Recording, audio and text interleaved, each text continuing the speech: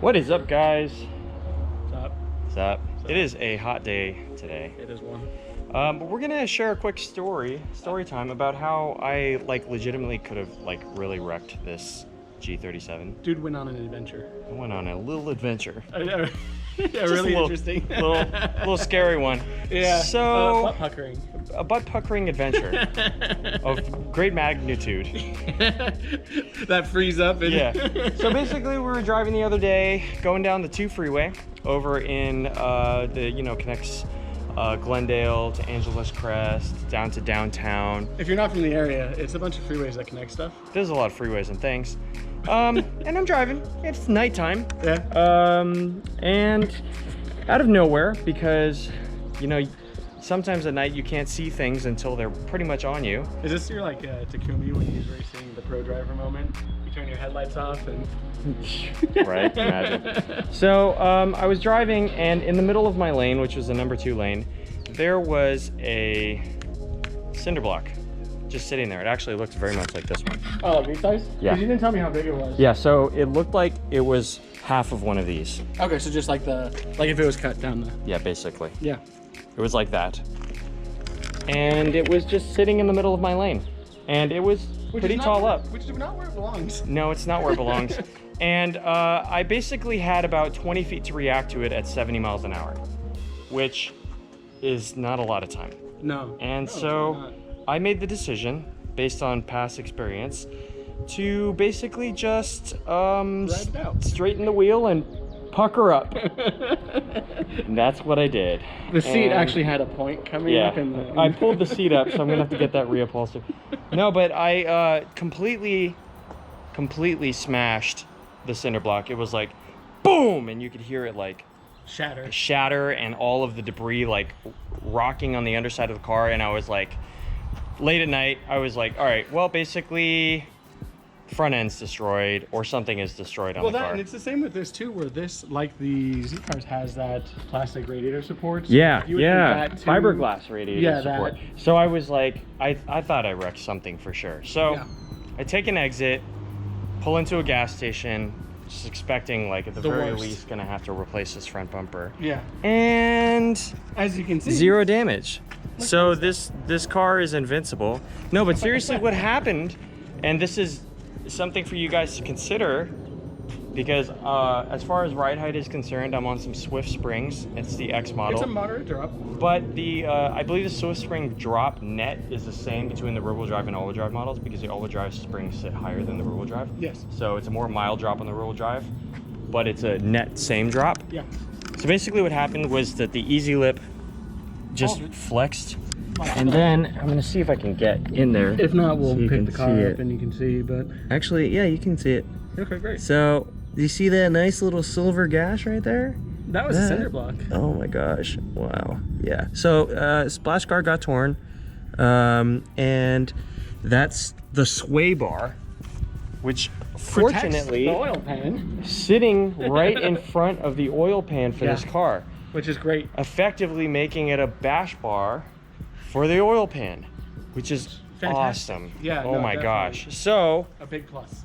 Literally, except for a torn splash guard and a gash on a sway bar, I ate a cinder block. Like that. And have no damage. Which is fantastic. When he was texting me this, I definitely set it up in a way. No, you set it up in a way for sure. And I was just like, he's telling me this something exploded. Yeah. The car's dead. Yeah. It's destroyed. Yeah. It's just gone. Yeah. And he's just like, and then it was fine. I'm like, wait, what? Yeah. What do you mean it was fine? Wait, that's it? It was fine? Yeah, it was fine. Here's a picture of the sway bar. I'm like, oh. Yeah. All right, cool. Thank God. But yeah, so just to give you guys some peace of mind, if you got any debris, and one of the reasons why I wanted to do this video also was obviously story time is fun, but story time's great. I actually had a similar situation. Obviously it was a completely different obstacle, but I was racing my Integra back in college. He'll know this story. It's one of my favorites. And I was wrecking a Civic Si, and is that how it was going? It was. I was on his ass, and I was coming up on his bumper, and then he swerved really hard. And what I didn't realize, because I was so close to him, that he was blocking my vision completely, was that he had pulled such an aggressive maneuver that he barely cleared it. Yeah. And I was going 95, and everyone else in traffic was going like 60, 65. And so don't do this, by the way. Don't do this. Racing is bad. Street racing is. I swerved hard to avoid it and let off the throttle, but I had a 23mm JD Emerald sway bar, which meant throttle lift oversteer, which meant sideways action on the freeway. And I spun and smashed into the center divider and really messed up the car. I didn't total it. Even though I told him I did. He was like, it was a fantastic moment, because I got this call from him, and I pick up, and it's just, I totaled it, it's done. I'm like, okay, tell me what happened. And he tells me what happened. I'm like, well, did you look at it? No, I'm still sitting in the car on the side of the freeway.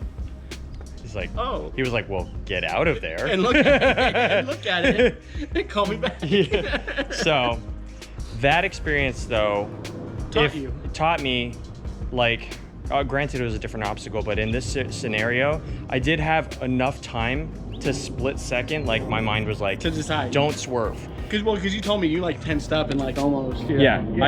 I like, there was a part of me that thought about swerving in like the 1 second I had to react. Yeah. And I decided it wasn't worth it, because my girlfriend was in the car, and it would have been very dangerous if we spun. There was a decent amount of traffic on the road. Yeah. It would have been a very bad scenario. And so, like, you know, just kind of deciding to power through it is, you know. You got to do it sometimes. Yeah. That's 100% what it is. Yeah.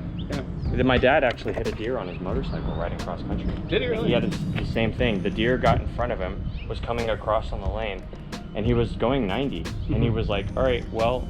It is what it is, I guess. I'm just going to have to lock myself in and throttle up. Yeah. And that's what he did. He throttled up. The deer, like, smacked him in the leg as he hit it, but he stayed upright. Yeah. So, like, there are situations, you know. Sometimes it's better to just commit. Sometimes it's not, but this was one of those. So, well, I mean, they teach you in, like, you know, racing, that type of stuff. Like I said, like with the Takumi reference, like if an animal gets on track, you don't swerve, or even in driving, they tell you just sorry, animal sucks. You gotta commit. Yeah. You gotta just do the thing so you don't end up in a worse situation. Yeah. So that's going to do it for our story time. Fortunately, the car is fine. If you are new to the channel, welcome to the channel. We haven't done a lot of videos on the G recently, because it's just it's pretty much in a spot where I really enjoy it. Maybe something in the future. We'll see. Maybe some hood vents.